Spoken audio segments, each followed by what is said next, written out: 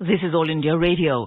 Good evening and welcome to this Wednesday edition of Market Mantra, the program in which we give you a complete update on the economic, business and stock market news of the day. I'm Gaurang Havanlal and with me is my co-anchor in Hindi, Vishal Sharma. नमस्कार, market मंत्र में आप सभी का स्वागत। प्रतिदिन की तरह आज भी हम देश और दुनिया से आर्थिक, व्यापारिक और शेयर बाजार के ताजा समाचार आप तक लाएंगे और उन पर चर्चा भी करेंगे। चर्चा के लिए हमारे साथ कार्यक्रम में विशेषज्ञ भी जुड़ेंगे। सबसे पहले हेडलाइंस के साथ हैं Gaura धवनलाल। Thank you, Vishal. A quick look at the headlines. At the stock markets, Sensex drops 168 points. Nifty sheds 31 points. Rupee weakens 7 paise against the dollar. Finance Minister says jobs, equitable wealth distribution and growth are red letter priorities. And Union Cabinet approves policy on long-term leasing of railway land. Sensex में 168 अंक की गिरावट, Nifty 31 अंक फिसला। Dollar के मुकाबले रुपया 7 पैसे कमजोर हुआ। वित्त मंत्री ने कहा नौकरियां, समान धन वितरण और आर्थिक वृद्धि प्रमुख प्राथमिकताएं। और केंद्रीय मंत्रिमंडल ने रेलवे की भूमि को दीर्घकालिक पट्टे पर देने संबंधी नीति को स्वीकृति दी।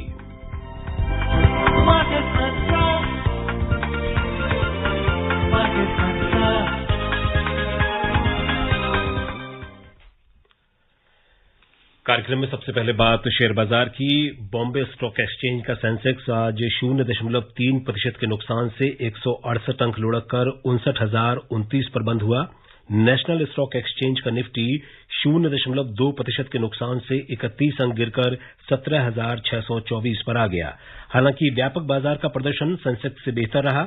बीएसई मिड कैप इंडेक्स 0.5% और स्मॉल कैप इंडेक्स 0.7% की बढ़त के साथ बंद हुए। At the stock markets, recovering from its opening losses, the Sensex at the Bombay Stock Exchange ended 168 points or 0.3% lower to close at 59,029 today. The Nifty at the National Stock Exchange shed 31 points or 0.2% to 17,624.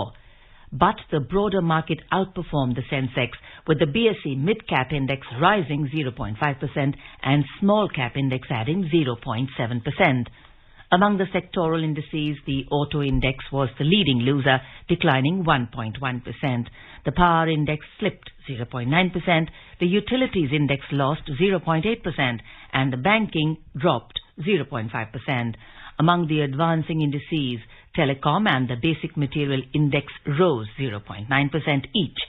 The healthcare index added 0.7% and consumer durables index gained 0.6%. और रुपए के प्रदर्शन पर नजर डालें तो अंतरबैंक विदेशी मुद्रा बाजार में डॉलर के मुकाबले रुपया आज 7 पैसे कमजोर होकर 79 रुपए 90 पैसे प्रति डॉलर के स्तर पर बंद हुआ। कार्यक्रम में आज चर्चा के लिए हमारे साथ स्टूडियो में मौजूद हैं आर्थिक विशेषज्ञ जयंता दास। जयंता नमस्कार, स्टूडियो में आपका स्वागत। शुक्रिया। सबसे पहले आज स्टॉक एक्सचेंज के बारे में अगर हम बात करें, शेयर बाजार के बारे में बात करें तो शुरुआत आज कमजोर रही और दिन भर हमने देखा कि दबाव बना रहा दोनों इंडाइसिस पे, दोनों सूचकांकों पर।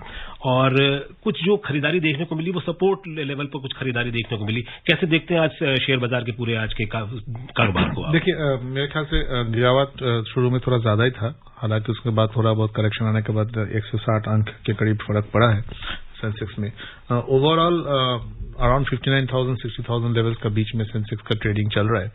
और ऐसा स्थिति में मैं मानता हूं कि दबाव इस वक्त सेंसेक्स के स्तर पे और बने रहेंगे, खास करके प्रॉफिट बुकिंग या खास करके नीचे के स्तर पे। दो वजह है। मुख्य वजह तो ये है कि फेडेक्स का जो रेट्स है उसमें वृद्धि होने का जो निश्चित रूप से सबको पता है और उसमें थोड़ा बहुत अग्रेसिवनेस का साथ वृद्धि होने का जो एक अलग से घोषणा किया गया है। तो उस स्थिति में मैं मानता हूं कि मार्केट में दुनिया में कोई भी आप पिछले 2-3 हफ्ता या 4 हफ्ता का एनालिसिस, ग्लोबल एनालिसिस उठा के अगर आप देखें, सब मार्केट मेल्टडाउन के बारे में बात कर रहे हैं। तो एक तो ये है। दूसरा मैं मानता हूं हमारा घरेलू बाजारों में, खास करके अगर आप हम सबको पता है मानसून का साथ साथ अगले 5-6 महीने बाजारों का एक अलग से रुख होता है, बाजारों का हेल्थ तैयार होता है क्योंकि मार्केट्स में खरीदारी बिकवाली के हिसाब से होता है। इस बार मानसून में थोड़ा स्कैटर्ड रहा एक तो, और दूसरा बात है मानसून सामान्य से थोड़ा बहुत कम ही रहा। उस तरह से डिस्पर्स मानसून जैसे कहते हैं वो हुआ नहीं है। और जो सबसे बड़ा राज्य है देश का, यूपी, एक उदाहरण सा अगर मैं कहूं तो राजस्थान में बारिश यूपी से करीबन 7% ज्यादा हुआ है। तो ये बताता है कि किस तरह से स्कैटर्ड और किस तरह से मानसून फोकस जहां पे होना चाहिए था वहां हो नहीं पाया, और इसका एक असर मैं मानता हूं कि शायद अक्टूबर तक जाके इसका असर हम बाजार में देखेंगे। तो ये दो मुख्य रूप में मैं मानता हूं कि एक बाजार के ऊपर अलग से दबाव बना के रखेगा। और बाकी ये जरूर है कि छोटे छोटे जो भी आंकड़े आ रहे हैं उसमें उत्साहजनक, खास करके हमारा अंदर सर्विसेज सेक्टर का आपने देखा one of the best growth levels in the last 15-20 years.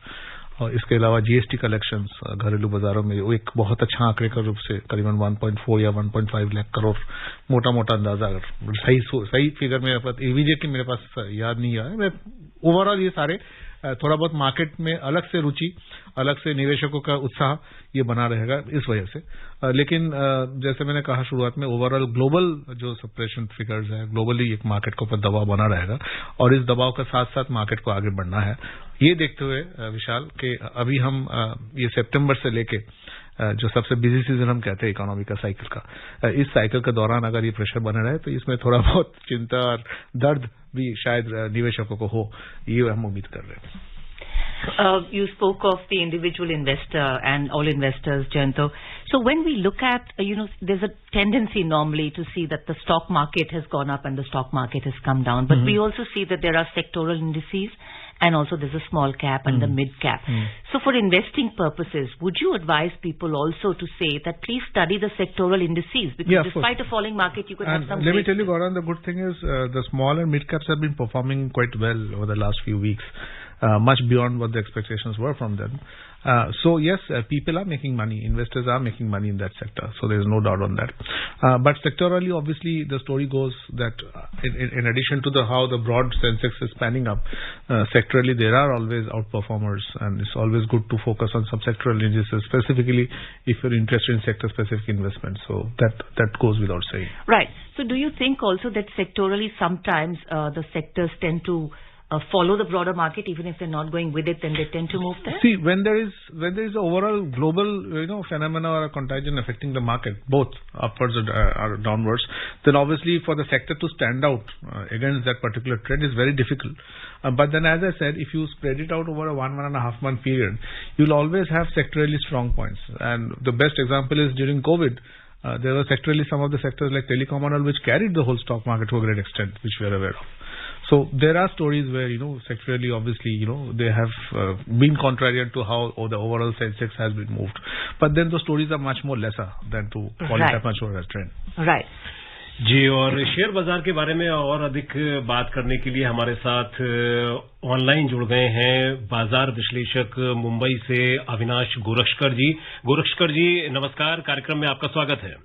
हाँ, गुड इवनिंग और नमस्कार जी। गोरक्षकर जी, सबसे पहले यही जानना चाहेंगे कि आज बाजार में जो आपने गिरावट देखी है, और जो शुरुआत में हम देख रहे थे कि बाजार में गिरावट थी, लेकिन बाद में वो कवर करता हुआ दिखाई पड़ा, उसको रिकवरी करते हुए दिखाई पड़ा, लेकिन आखिरकार हम देख रहे हैं कि गिरावट के साथ ही बंद हुआ बाजार।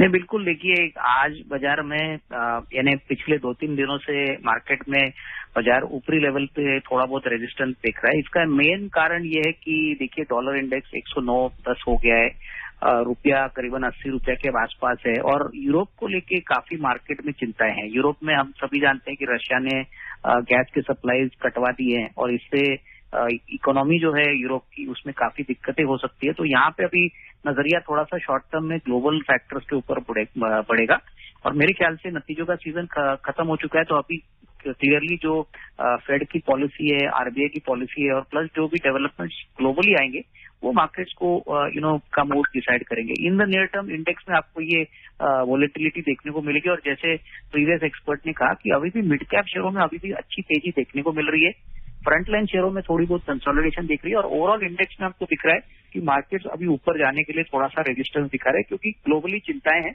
ये चिंताएं जब तक खत्म नहीं होती तब तक मार्केट शायद 18,000 से इमीडिएटली क्रॉस करे, ऐसा लग नहीं रहा है। तो कुल मिलाकर के हमें रेंज बाउंड कारोबार देखने को मिलेगा बाजारों में नियर टर्म में, अगर हम बात करें तो। नहीं, बिल्कुल, देखिए मार्केट में अभी इंडेक्स से ज्यादा स्टॉक स्पेसिफिक अप्रोच यूज करना जरूरी है, क्योंकि काफी कंपनियों ने पहले की तिमाही में रिजल्ट अच्छे दिखाए हैं, बिजनेस कमेंट्री भी अच्छी है, लेकिन अभी बहुत ही सिलेक्टिव होकर आपको मार्केट में उतरना है, क्योंकि अगर कोई प्रॉब्लम यूरोप में आती है या उधर कोई रिसेशन या सेल ऑफ की बातें होती है तो उसका इम्पैक्ट यूएस मार्केट्स पे होगा, ऑब्वियसली इंडियन मार्केट्स पे होगा, और वो definitely in the near term एक थोड़ा सा शॉर्ट टर्म के लिए एक प्रॉब्लम इंडियन मार्केट्स के लिए हो सकता है। जी, और एफपीआई की अगर हम बात करें तो एफपीआई ने अगस्त में भारतीय बाजार में रिकॉर्ड खरीदारी की है। फॉरेन पोर्टफोलियो निवेशकों ने इक्विटी मार्केट में $6.5 अरब की खरीदारी की है, जो जुलाई की अगर हम बात करें तो तुलना में उसकी 10 गुना ज्यादा है। और खास तौर पे फाइनेंशियल सेक्टर और बैंकिंग सेक्टर से जुड़े शेयरों में ये खरीदारी ज्यादा देखी गई। क्या वजह मानते हैं और आगे कैसा भविष्य देख रहे हैं आप बैंकिंग और फाइनेंशियल सेक्टर के शेयरों का? देखिए, बैंकिंग और फाइनेंशियल सेक्टर इंडिया के लिए बहुत अच्छा तरीके से ग्रोथ करेगा, क्योंकि पिछले 5-6 साल में अगर हम देखें तो बैंकों के बैलेंस शीट्स में बहुत स्ट्रेस था, बैड एसेट क्वालिटी थी। लेकिन अभी जो बैंक्स के नंबर्स आ गए हैं प्लस फाइनेंशियल कंपनीज के नंबर्स आ रहे हैं, उसमें एक बात क्लियर है कि एसेट क्वालिटी और बैलेंस शीट्स बहुत ही स्ट्रांग है। क्रेडिट ग्रोथ साइकिल जो काफी इंपॉर्टेंट पैरामीटर होता है वो 13-14% बढ़ा है, तो उसका मतलब ये साल उससे कॉर्पोरेट कैपेक्स भी बढ़ेगा जो काफी समय तक मंदा चल रहा था। तो डेफिनेटली बैंकिंग फाइनेंशियल सर्विसेज में बहुत अच्छी ग्रोथ होने की पॉसिबिलिटी। ऑफकोर्स यहाँ पे बैलेंस शीट और बड़े बैंकों को पहले फायदा होगा, तो डेफिनेटली इस कारण से फॉरेन इंस्टीट्यूशन इन्वेस्टर्स भी बैंकिंग को बहुत पॉजिटिवली व्यू देख रहे हैं। और आगे भी मुझे लग रहा है कि जिस प्रकार की इकोनॉमी में 7-8% का जीडीपी ग्रोथ आने वाला है, इंफ्रास्ट्रक्चर में स्पेंड आएगा तो बैंकिंग को बेनिफिट करेगा। जी, Avinash ji, 22 lakh demat account holders were added in August and our demat account now top 10 crores, which is a very good figure, very, very good indicator for the market and the small investor, professionals getting in. Now, would you have any specific sectors that you would recommend right now? Because, actually, how things are.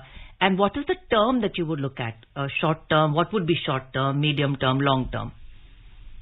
See, I think my sense is some sectors which are showing very strong tailwinds are obviously the automotive sector, auto component sector, the capital goods sector.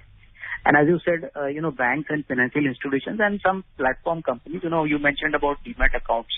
The biggest beneficiary of the demat accounts is going to be a company called CDSL, because recently, they have said that from December this year, even LIC policies, life insurance policies, all the policies will have to be, they'll have to do their KYC requirements through CDSL.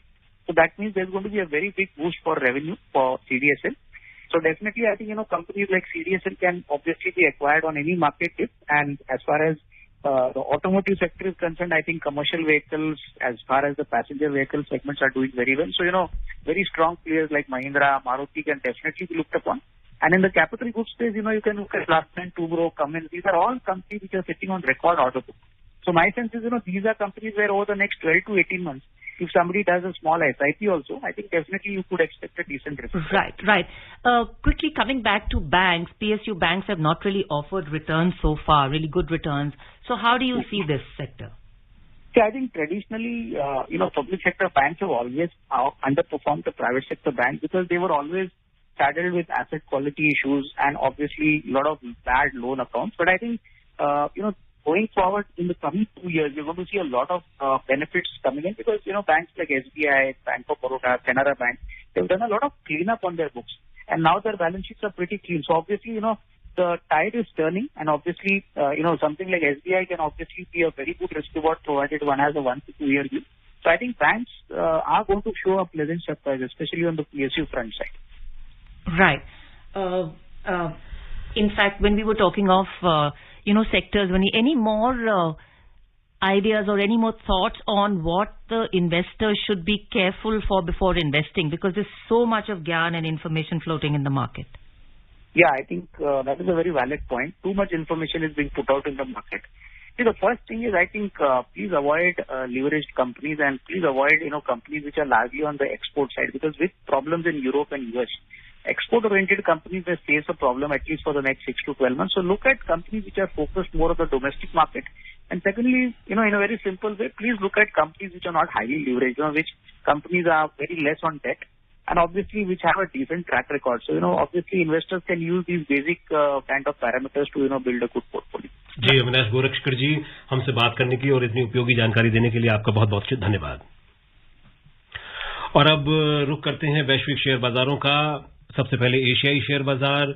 अधिकतर एशियाई share बाजारों में आज गिरावट रही। चीन से प्राप्त निराशाजनक कारोबारी आंकड़ों और अमेरिका के केंद्रीय बैंक फेडरल रिजर्व द्वारा ब्याज दरों में बढ़ोतरी की आशंका से निवेशकों की धारणा पर असर पड़ा। जापान के निकेई सूचकांक में 0.7% की गिरावट रही।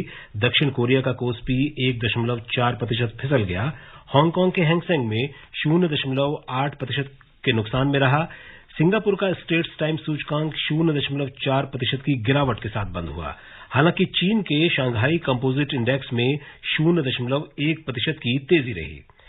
आर्थिक समाचारों की बात करें तो बढ़ती मुद्रास्फीति के कारण विदेशों से मांग में कमी और लॉकडाउन के चलते स्थानीय खपत कमजोर रहने से अगस्त महीने में चीन के निर्यात में कमी दर्ज की गई है। आधिकारिक आंकड़ों के अनुसार जुलाई माह में चीन के निर्यात में 18% की वृद्धि की तुलना में अगस्त माह में निर्यात में 7.1% की ही वृद्धि देखने को मिली।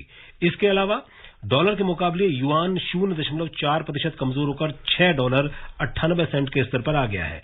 यूरोपीय शेयर बाजारों की बात करें तो अंतर्दिवसीय कारोबार के दौरान गिरावट का रुख था। लंदन का FTSE 100 0.7%, फ्रांस का कैक 0.5% और जर्मनी का डेक्स 0.6% के नुकसान के साथ कारोबार कर रहे थे।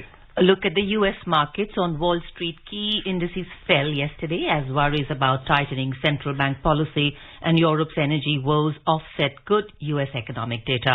So the Dow Jones Industrial Average dropped 173 points or 0.6% to close at 31,145. The S&P 500 lost 16 points or 0.4% to end at 3,908. And the Nasdaq Composite shed 86 points to 11,545. Countering that positive was ongoing angst about the difficult energy picture facing Europe after Russia's suspension of natural gas deliveries to Germany through the Nord Stream pipeline. A survey from the Institute for Supply Management showed the U.S. services industry picked up in August for the second straight month amid stronger order growth and employment, while supply bottlenecks and price pressures eased.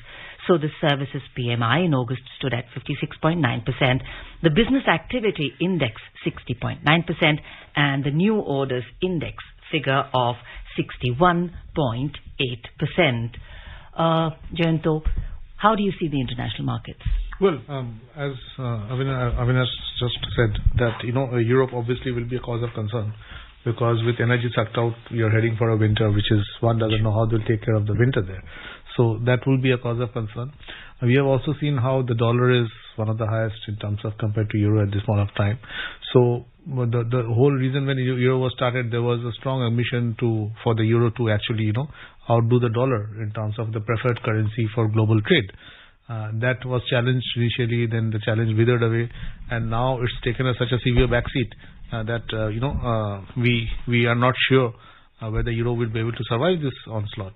So there's the second part, and of course the third part is the tightening monetary policy, and in such an aggressive manner.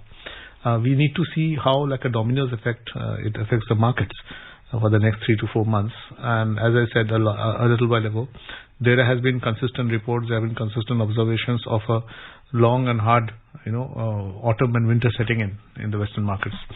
So we just can't keep on ignoring the fact that it's going to be a long and hard autumn on the northern hemisphere, and specifically what's related to the scenario in the Western developed markets.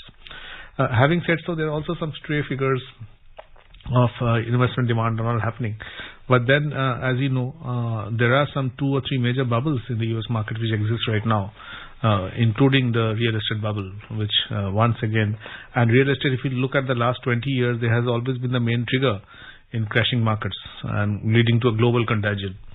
So we just hope that, despite the softening of prices to a great extent by 30-40% in some of the US states, this doesn't lead to a major, contagion in terms of crashing markets rather than falling markets, which obviously will not be auguring well for countries like us, which are just coming out of the COVID onslaught. So yes, coming back to your initial question, the Western markets are not something really, blinking out of joy to look forward to at this point of time. और Asia की जो सबसे बड़ी अर्थव्यवस्था मानी जाती है चीन, वहां से जो आंकड़े आ रहे हैं, निर्यात में कमी दर्ज की जा रही है, युआन डॉलर के मुकाबले कमजोर हो रहा है। चीन की अर्थव्यवस्था को आप किस दिशा में जाते हैं? और विशाल, एक और चिंता का विषय है, शायद मेरे ख्याल से आज 3रा दिन हो गया, चेंगडू में फिर से एक सीवियर लॉकडाउन है, जहां पे करीबन 20 मिलियन पॉपुलेशन है, और सीवियर लॉकडाउन फिर से हो गया वहां पे। तो हालांकि शायद दुनिया ऑलमोस्ट भूल गए कि कोविड का जो ऑनस्लॉट था, कोविड का जो नुकसान था, लेकिन चीन में लगातार ये जो बार बार खबर आके क्लोज डाउन हो रहा है हर 1-1.5 महीने बाद, तो इसका मैं मानता हूं कि कहीं ना कहीं एक परमानेंट नुकसान ग्लोबल इकोनॉमी में होने वाला है। इसमें we just can override the fact. और ये नुकसान का साथ साथ अगर हम high interest rates in the western markets के साथ अगर इसको कंबाइन करें तो we can have a much more gloomier scenario than what we are predicting right now.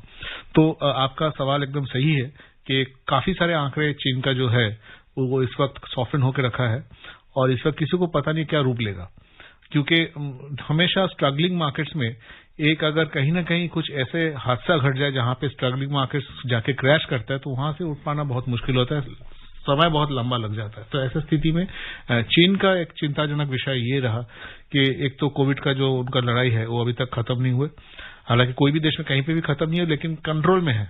अब इंडिया में भी हम सबको पता है लोएस्ट आंकड़े कोविड का पिछले 2 हफ्ते में जो आए हुए थे, तो उस तरह का स्थिति कंट्रोल में है और it's not a disruptive factor right now.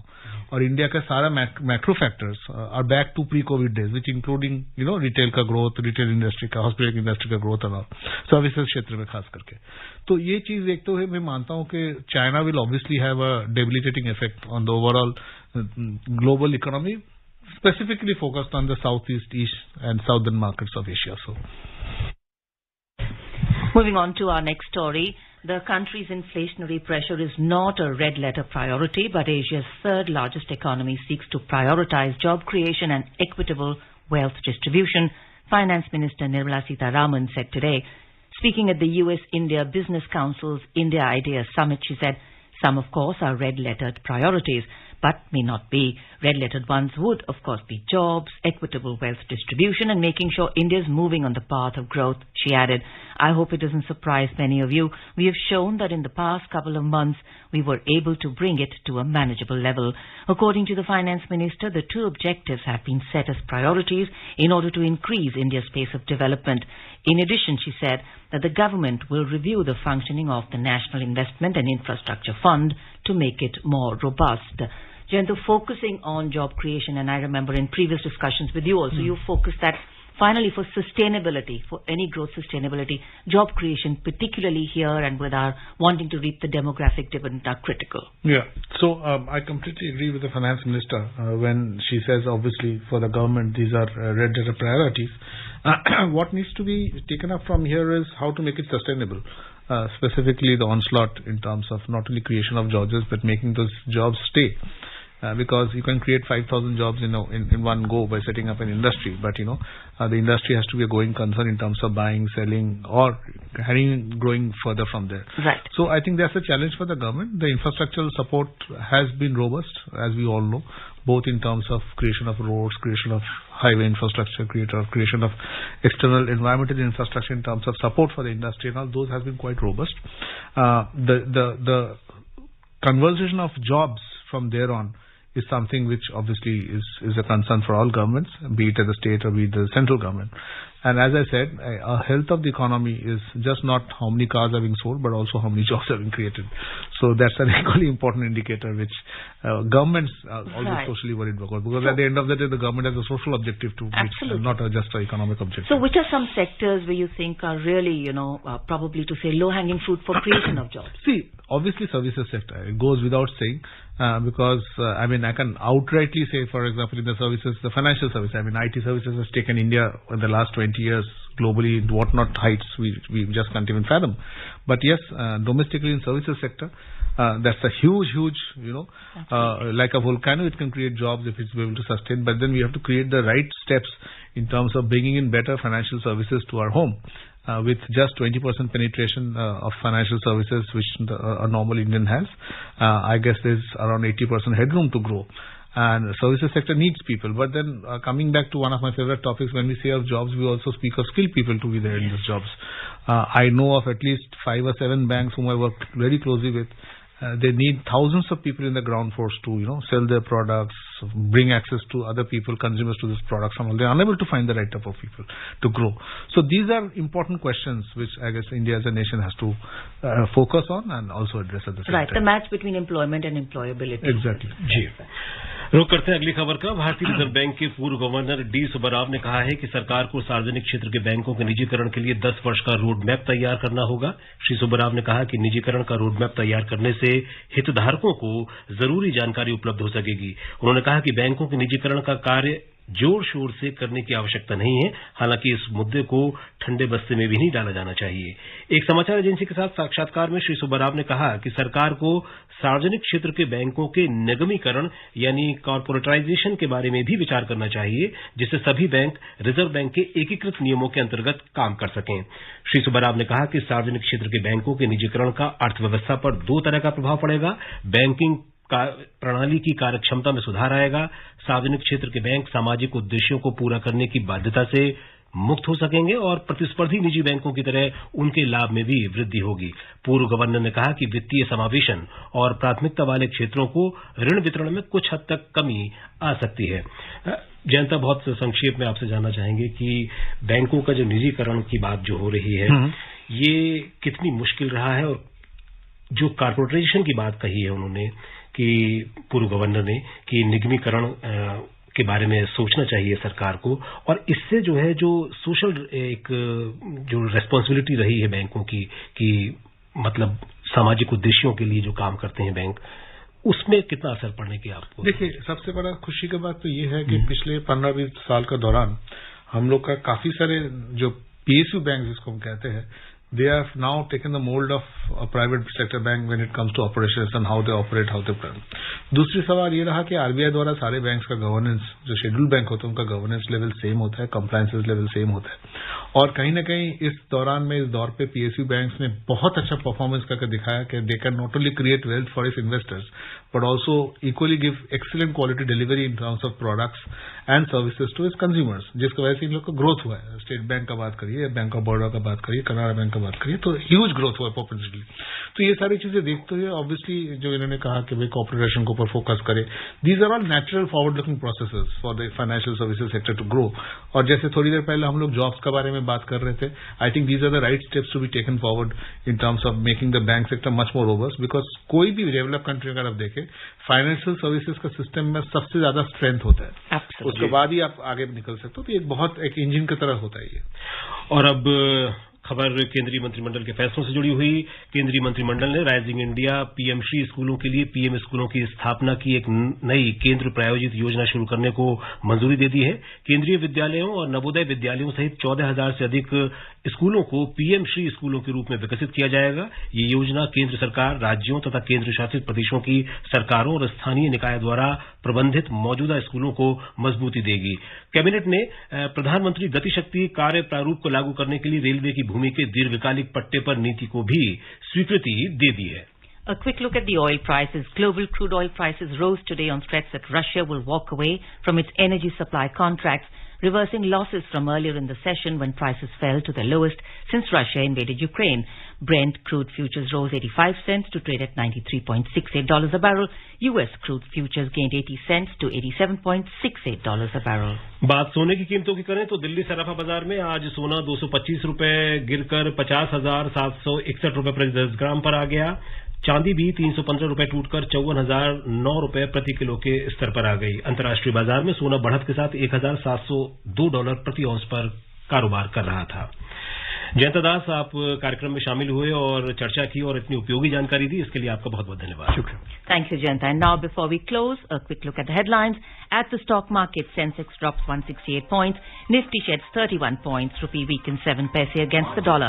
Finance Minister says jobs, equitable wealth distribution and growth are red letter priorities.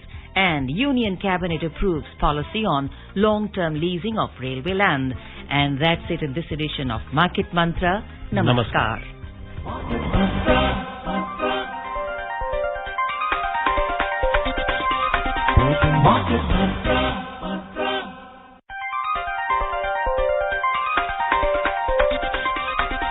Market